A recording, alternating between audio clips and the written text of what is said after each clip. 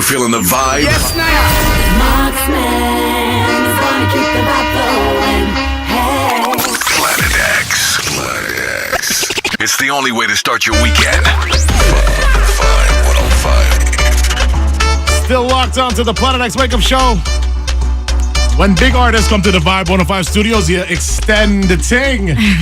Good morning. Good morning. How are you? I'm great. How are you? I'm fantastic. You look well rested now. I am. You see? I definitely am. I mean, I've been going for so long and I haven't slept. So yesterday when I came in, we actually missed our flight because we were going so much. Like we had to head back to the hotel, hurry and pack and get here. So as soon as we got here, I went to the hotel and I just slept. Nice. So I would like to welcome you to the VIBE105 studios. In case you guys on the outside don't know, it is Miss Nailah Blackman. Superstar. Thank you. Pretty quickly, but superstar. Like, you bust on this scene really about 2 years ago? Last year. You see? Yeah, it's been like 14 months since I've been out. Wow. Yeah. So big up to Miss Blackman on the inside, sorry. You are a descendant of... the late great Rash Shorty, also known as Lord Shorty, the creator of Soca music. Thank you very much. Yeah. So having that legacy Yeah. now, I don't even want to use the term live up to, but having that legacy behind you, you think that makes it easier or harder for Nailah Blackman? Both. It makes it both easier and harder because there's so much expectation in terms of what you should, what you could do. Yeah. So that in a sense makes it easier and harder because people are going to support you, which is a lot of young artists, they don't really have the support because and that really hinders their progress. So that has like propelled me, but then it also kind of has high expectations in people's minds. Very. So if you don't live up to that, then it makes your life a lot harder. Yes. But I mean, having high expectations is always a good thing for me because it just pushes me even more. So then that's a good thing as well. So it's like a double-edged sword, you know? So at what age, obviously born into Soca legacy, at what age would you say you really decided, no, Soca is what I'm doing? Well, that would be 2 years ago, to be honest. Yeah. That would be 2 years ago because I was always a singer, songwriter. I was always doing music since I was like 4 years old. I was performing. I was always writing my own songs from the age 12, playing the guitar. Well, yeah, I've always been doing music my whole life. And I've always been doing soca my whole life as well. I would always do the soca competitions in Trinidad, calypso competitions. I was always in the culture like that. But after school, I didn't really want much to do with soca really because I didn't like how the industry was set up. Okay. And I still wanted to do soca because I've been doing it. So I was like, you know what? I want to find a way to do it. I need the support. And because I was like, what's the point of being, the granddaughter of the creator and not do soca? Like, yeah, I have a good voice. Yeah, I could write. I could play the guitar. I could do different things. But nobody's ever really going to notice me unless I'm different. And soca is different. Soca is gradually reaching all around the world. You know what I mean? So I was like, I need to do soca. I need to represent Trinidad and Tobago. I need to represent my family. I need to represent everybody. And so I've been by different producers working, and I always ask them, let's do a soca song, and they would be like, nah, that go spoil you, like don't do that. And then I went by this one producer named Anson Pro. All right. Guy in the room right here. Big up right? yourself. And he was like, yes, let's do it. And that's where it really started. And that same day, actually, we did the song Workout, right? Okay, with Kes. With Kes. So like, it started with just a song by myself, and he was the one that came up with the brand idea. He's like, we need a feature on this song. Like, we need somebody to take the song to the next level. So like, he's like, yeah, you sound great, but like, people wouldn't really notice it unless like it's somebody big with a bang. You know what I mean? It was a great way to bust, basically. It's like you put you next to that big artist on a big tune, and even though it's only been 14 months, you said? Yes. The rest is history, as they say. Yeah. So now this kind of touches on maybe what you were talking about in the last question, but from the legacies of females in soca music, you're going back to the Calypso Roses, you really broke down those doors. Fast forward to the 90s, you had Denise Belfont, Allison Hines, into, Faye Lyons, Destra, Patrice Roberts. Is it hard for a woman in soca music? It's definitely hard for a woman in soca music. It's hard for women in the music industry, period, because we cost more money. You know what I mean? Yeah. We cost more money to. I mean, a guy, he could wear the same jeans and the same t-shirt and go out on the stage and nobody would care.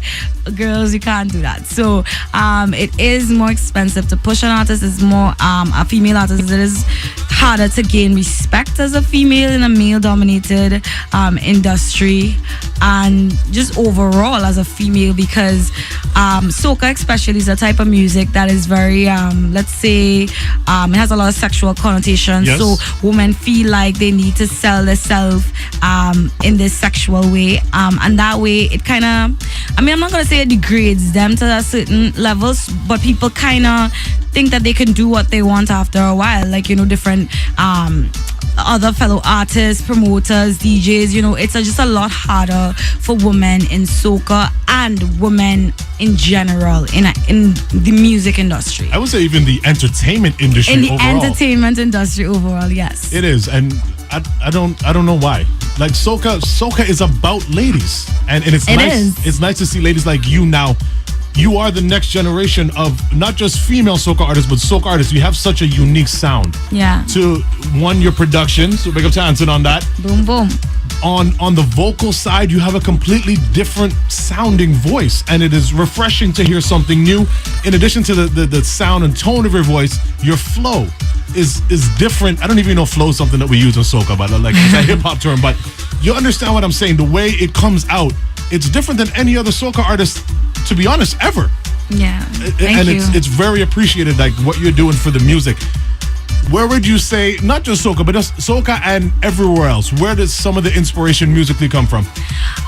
Well, definitely from my family, because I grew up on a lot of calypso, and a lot of, you know, my family's music. We have so much music. I mean, it's 14 aunts and uncles, and my mom would play every single one of their music all day, every day. So I listen, because they do gospel. Okay. So I listen to a lot of gospel music growing up, a lot of African music and a lot of Indian music. I was actually part of the Shiv Shakti dance crew, classical Indian dancing growing up. So it influenced how I sing, and a lot of things in my music, African and Indian music influenced, and it's just so funny because that is soca. And you know what I mean? That is soca. what your grandfather created by merging those sounds together. Yeah.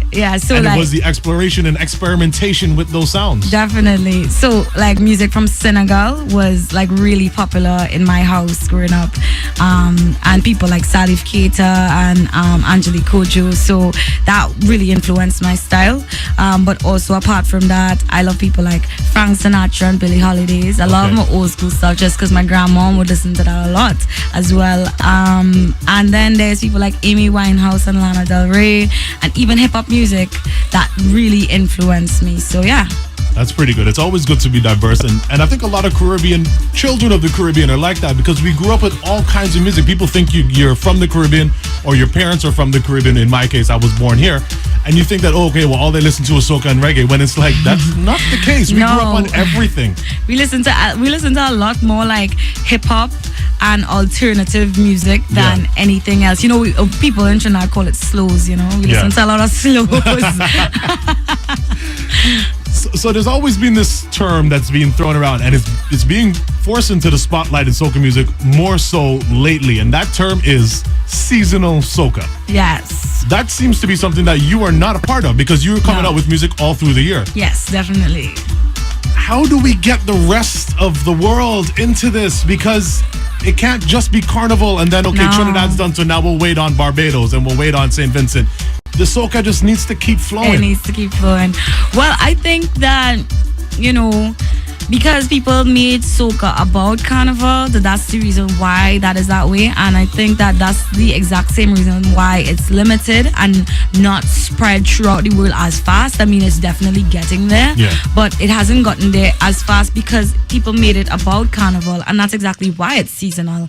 And that's exactly why the lyrics are limiting to the point where only certain people who know what you're talking about is going to understand. You know what I mean? We need to bring it like a world. That's what, like reggae, they have topics like about the world. Like they talk about anything. So reggae music could appeal to anybody.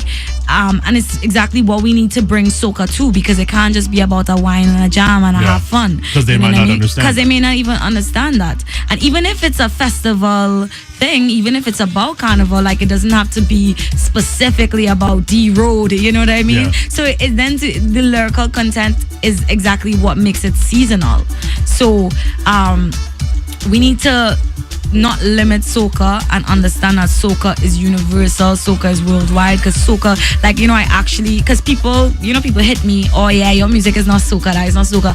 I was like, yo, like, you're telling me that's not soca. It's a beautiful evolution of soca, to be honest with you. Yeah, I think so too. I think so, that soca needs to evolve. Everything needs to evolve. The reason why soca was created is because it was the evolution of calypso. It was. So calypso didn't evolve in that way, but it did because of soca. You know what I mean? We don't hear the exact same. We don't hear a modern version of what we know as calypso, but the modern version of it is soca, and that's why he always said that it was the soul of calypso. And people always talk, like, every year you hear, oh, well, the sound of soca is changing and blah blah blah, and we don't think, and we don't. And there's two things about Caribbean people, okay? Two things. One, we don't like change. Yeah, true. But you want to hear the messed up thing? The second thing is we don't like the same thing over and over. So you got to pick one. No, well, some people would beg to differ, because I see people in KFC line every single day, like every day, In Trinidad, not here. It's not. Well, because not very good here. Trinidad is really good. It's really good there. It is. So you're in town for a reason. What are you doing tonight? We are doing Unforgettable. It's going down, like, with Karma. I mean, Nisha B. It's gonna happen. I'm so excited. This is my second performance here in Canada, and I think it's gonna be unforgettable. It must be. It must be. You were here for a return fed about a month and a half ago. Say about that. Big up Dr. J on the outside, VIBE105 family, and tonight it goes down, and they can get tickets for that via www.ticketgateway.com. Get them online. Tickets running lowish. Get your tickets right now. The concert goes down, I believe, Ravi B.